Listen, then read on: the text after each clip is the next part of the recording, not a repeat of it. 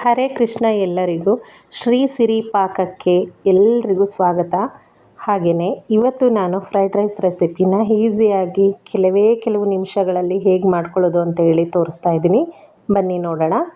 ನಾನಿಲ್ಲಿ ತೊಗೊಂಡಿರುವಂತಹ ಅಕ್ಕಿ ಬಂದು ಬಾಸ್ಮತಿ ರೈಸಲ್ಲಿ ತುಂಬ ಟೇಸ್ಟಿಯಾಗಿ ಫ್ರೈಡ್ ರೈಸ್ ರೆಡಿಯಾಗುತ್ತೆ. ತೋರಿಸ್ತಾ ಹೋಗ್ತೀನಿ, ಬನ್ನಿ ಒನ್ ಬೈ ಒನ್ ನೋಡ್ಕೊಳ್ಳಿ. ನಾನು ಹೇಗೆ ಮಾಡ್ತೀನೋ ಅದೇ ರೀತಿಯಲ್ಲಿ ನೀವು ಮಾಡಿ ನೋಡಿ. ತುಂಬ ರುಚಿಯಾಗಿರುವಂತಹ ಹೋಟೆಲ್ ಸ್ಟೈಲಲ್ಲಿ ಮಾಡುವಂತಹ ಫ್ರೈಡ್ ರೈಸ್ ಮನೆಯಲ್ಲೇ ಕೆಲವೇ ನಿಮಿಷಗಳಲ್ಲಿ ರೆಡಿಯಾಗಿ ಹೋಗ್ಬಿಡುತ್ತೆ. ಇಲ್ಲಿ ನಾನು 1 ಕಪ್ ಬಾಸ್ಮತಿ ರೈಸ್ಗೆ 1/4 ಕಪ್ಪಷ್ಟು ನಾನಿಲ್ಲಿ ನೀರನ್ನು ಹಾಕಿಬಿಟ್ಟು ಸ್ವಲ್ಪ ರುಚಿಗೆ ತಕ್ಕಷ್ಟು ಉಪ್ಪನ್ನು ಕೂಡ ಸೇರಿಸ್ಕೊಂಡು 1ರಿಂದ 2 ವಿಷಲ್ ಮಾತ್ರ ಕೂಗಿಸ್ಕೊಳ್ಬೇಕಾಗುತ್ತೆ. ಒಂದೇ ವಿಷಲ್ ಸಾಕಾಗುತ್ತೆ ನಮಗೆ. ಇಲ್ಲ ಸ್ವಲ್ಪ ಮೆದು ಇರಲಿ ಅಂತ ಇದ್ದರೆ 2 ವಿಷಲ್ ಕೂಗಿಸ್ಕೊಳ್ಬೋದು. ಇಲ್ಲಿ ನಾನು ವೆಜಿಟೇಬಲ್ಸ್ ಎಲ್ಲ ಕಟ್ ಮಾಡಿ ಇಟ್ಕೊಂಡಿದ್ದೀನಿ. ಕ್ಯಾರೆಟು, ಬೀನ್ಸು, ಕ್ಯಾಪ್ಸಿಕಮ್, ಹಾಗೆ ಈರುಳ್ಳಿ, ಎಲೆಕೋಸು, ಇದಿಷ್ಟು ಸಾಕಾಗುತ್ತೆ. ಹಸಿ ಬಟಾಣಿ ಇದ್ದರೆ ಹಸಿ ಬಟಾಣಿನ ಯೂಸ್ ಮಾಡ್ಕೊಳ್ಬೋದು, ಆದರೆ ನಾನಿಲ್ಲಿ ಬೇಯಿಸಿಟ್ಕೊಂಡಿರೋಂತಹ ಬಟಾಣಿನ ಯೂಸ್ ಮಾಡ್ತಾಯಿದ್ದೀನಿ. ನಾನಿಲ್ಲಿ ದಪ್ಪ ತಳದ ಬಾಣಲಿಲಿ ಸ್ವಲ್ಪ ಎಣ್ಣೆನ ಹಾಕ್ಕೊಂಡು ಅದಕ್ಕೆ ಎಲ್ಲ ರೀತಿಯ ವೆಜಿಟೇಬಲ್ಸ್ ಹಾಕ್ಕೊಂಡು ಫ್ರೈ ಮಾಡ್ಕೊಳ್ತೀನಿ. ಬೇಗನೆ ಆಗೋಗ್ಬಿಡುತ್ತೆ. ಚಿಕ್ಕದಾಗಿ ಹೆಚ್ಚಿಟ್ಕೊಂಡಿರಬೇಕು.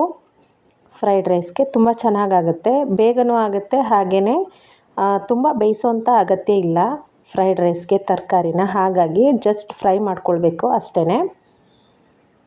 ನೋಡಿ, ನಾನಿಲ್ಲಿ ಫಸ್ಟು ಎಣ್ಣೆ ಹಾಕಿದ ತಕ್ಷಣವೇ ನಾನಿಲ್ಲಿ ಬೀನ್ಸು ಮತ್ತು ಕ್ಯಾರೆಟು ಎರಡನ್ನೂ ಒಟ್ಟಿಗೆ ಹಾಕ್ಕೊಂಡು ಚೆನ್ನಾಗಿ ಫ್ರೈ ಮಾಡ್ಕೊಳ್ತಾ ಇದ್ದೀನಿ.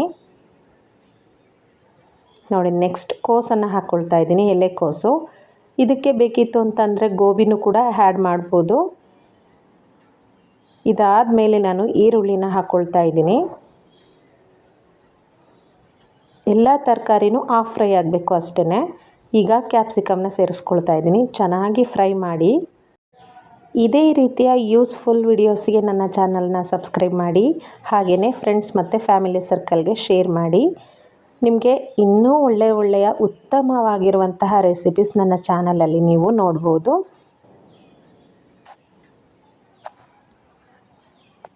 ನೋಡಿ, ಈಗ ಫ್ರೈ ಆಗ್ತಾ ಇದೆ ಚೆನ್ನಾಗಿ. ಈ ಟೈಮಲ್ಲಿ ನಾನು ಬೇಯಿಸಿಟ್ಕೊಂಡಿರುವಂತಹ ಬಟಾಣಿನೂ ಕೂಡ ಸೇರಿಸ್ಕೊಳ್ತಾ ಇದ್ದೀನಿ. ಹಾಗೆಯೇ ಶುಂಠಿ ಬೆಳ್ಳುಳ್ಳಿ ಪೇಸ್ಟನ್ನು ಕೂಡ ಸೇರಿಸ್ಕೊಳ್ತಾ ಇದ್ದೀನಿ. ಶುಂಠಿ ಬೆಳ್ಳುಳ್ಳಿ ಪೇಸ್ಟ್ ಜೊತೆಗೇ ನಾನಿಲ್ಲಿ ಹಸಿಮೆಣಸಿನ್ಕಾಯಿನೂ ಕೂಡ ಬಳಸಿದ್ದೀನಿ. ತುಂಬ ಟೇಸ್ಟಿಯಾಗಿರುತ್ತೆ. ಹೋಟೆಲ್ಗಿಂತ ಒಂದು ಕೈ ಮೇಲೆ ಅಂತಲೇ ಹೇಳ್ಬೋದು, ಅಷ್ಟು ಟೇಸ್ಟಿಯಾಗಿರುತ್ತೆ ಈ ಫ್ರೈಡ್ ರೈಸ್. ನೋಡಿ, ಚೆನ್ನಾಗಿ ಎಲ್ಲನೂ ಕೂಡ ಫ್ರೈ ಆಗಿದೆ. ನೀರೆಲ್ಲ ಸೇರಿಸ್ಕೊಳ್ಬಾರ್ದು ಈ ಫ್ರೈಡ್ ರೈಸ್ಗೆ ಮಾತ್ರ. ಈಗ ನೋಡಿ, ರುಚಿಗೆ ತಕ್ಕಷ್ಟು ಉಪ್ಪನ್ನು ಸೇರಿಸ್ಕೊಳ್ತಾ ಇದ್ದೀನಿ. ನಾವು ಮೊದಲೇ ಅನ್ನಕ್ಕೂ ಕೂಡ ಉಪ್ಪನ್ನು ಸೇರಿಸಿದ್ವಿ. ಇದಕ್ಕೆ ನಾವು ಎಷ್ಟು ಬೇಕೋ ಅಷ್ಟು ನೋಡಿಕೊಂಡು ಉಪ್ಪನ್ನು ಸೇರಿಸ್ಬೇಕಾಗತ್ತೆ. ಇವಾಗ ನಾನು ಒಂದು 1/4 ಚಮಚದಷ್ಟು ಪಲಾವ್ಗೆ ಮಾಡುವಂತಹ ಪೌಡರ್ನ ಮಾಡಿಟ್ಕೊಂಡಿರ್ತೀನಿ. ಆ ಪೌಡರ್ನ ಸೇರಿಸ್ಕೊಳ್ತಾ ಇದ್ದೀನಿ, ಸ್ವಲ್ಪ ಅಷ್ಟೇ. ಅಥವಾ ಅದಿಲ್ಲ ಅಂತಂದರೆ ಸ್ವಲ್ಪ ಗರಂ ಮಸಾಲ ಹಾಕ್ಕೊಳ್ಬೋದು, ಅಥವಾ ಧನಿಯಾ ಪುಡಿನ ಸೇರಿಸ್ಕೊಳ್ಬೇಕಾಗುತ್ತೆ. ಅದಾದ ನಂತರ ನಾನಿಲ್ಲಿ ಸ್ವಲ್ಪ ಕಾಳು ಮೆಣಸಿನ ಪುಡಿನ ಸೇರಿಸ್ಕೊಂಡಿದ್ದೀನಿ. ನಮಗೆ ಎಷ್ಟು ರುಚಿಗೆ ಬೇಕಾಗುತ್ತೋ ಅಷ್ಟನ್ನು ನಾವು ಸೇರಿಸ್ಕೊಳ್ಬೋದು. ಅದ್ರ ಜೊತೆಗೆ ಟೊಮೆಟೊ ಸಾಸು ಹಾಗೆ ಸೋಯಾ ಸಾಸನ್ನು ಸೇರಿಸ್ಕೊಳ್ತಾ ಇದ್ದೀನಿ. ಕಾಳು ಮೆಣಸಿನ ಪೌಡರು ನಮ್ಮ ಟೇಸ್ಟ್ಗೆ ತಕ್ಕಂತೆ ಸೇರಿಸ್ಕೊಳ್ಬೇಕು. ಯಾಕಪ್ಪ ಅಂತಂದರೆ ಮೊದಲೇ ನಾವು ಬೆಳ್ಳುಳ್ಳಿ, ಶುಂಠಿ ಹಾಗೆಯೇ ಹಸಿಮೆಣಸಿನ್ಕಾಯಿ ಇದಿಷ್ಟನ್ನು ಪೇಸ್ಟ್ ಮಾಡಿ ಹಾಕಿರೋದ್ರಿಂದ ಸ್ವಲ್ಪ ಖಾರ ಅಲ್ಲೇ ಇರುತ್ತೆ. ಹಾಗಾಗಿ ಕಾಳು ಮೆಣಸಿನ ಪುಡಿನ ನೋಡಿಕೊಂಡು ಸೇರಿಸ್ಬೇಕಾಗತ್ತೆ. ಇದಿಷ್ಟು ಹಾಕಿದ ನಂತರ ನಾವಿಲ್ಲಿ ಫ್ರೈ ಮಾಡ್ಕೊಳ್ಬೇಕು. ಜಸ್ಟ್ ಫ್ರೈ ಅಷ್ಟೇ. ಅದಾಗಿದ ತಕ್ಷಣವೇ ನಾವಿಲ್ಲಿ ಬೆಂದಿರುವಂತಹ ರೈಸ್ನ ನಾವು ಸೇರಿಸ್ಕೊಳ್ತಾ ಇದ್ದೀವಿ. ನೋಡಿ ಎಷ್ಟು ಚೆನ್ನಾಗಾಗಿದೆ ಅಂತೇಳಿ. ನಾನು ಒಂದೇ ವಿಷಲ್ನ ಕೂಗಿಸ್ಕೊಂಡಿರೋದು. ತುಂಬ ಚೆನ್ನಾಗಿ ಅನಿಸುತ್ತೆ ಮಾತ್ರ. ಈಗ ನಾನು ಅನ್ನ ಎಲ್ಲ ಹಾಕ್ಕೊಂಡು ಮಿಕ್ಸ್ ಮಾಡ್ಕೊಳ್ತಾ ಇದ್ದೀನಿ. ಮಿಕ್ಸ್ ಮಾಡ್ತಾ ಫ್ಲೇಮೇನು ಆಫ್ ಮಾಡಿರೋ ಆಗಿಲ್ಲ. ಒಲೆ ಮೇಲೆ ಇಟ್ಕೊಂಡೇ ನಾವು ಇದನ್ನು ಫ್ರೈ ಮಾಡ್ಕೊಳ್ಬೇಕಾಗುತ್ತೆ. ನೋಡಿ, ಈ ರೀತಿ ಫ್ರೈಡ್ ರೈಸ್ಗೆ ಯಾವಾಗಲೂ ಸ್ವಲ್ಪ ಎಣ್ಣೆ ಮುಂದೆ ಇರಬೇಕು. ಆಗ ಮಾತ್ರ ತುಂಬ ಟೇಸ್ಟಿಯಾಗಿ ಇರುತ್ತೆ.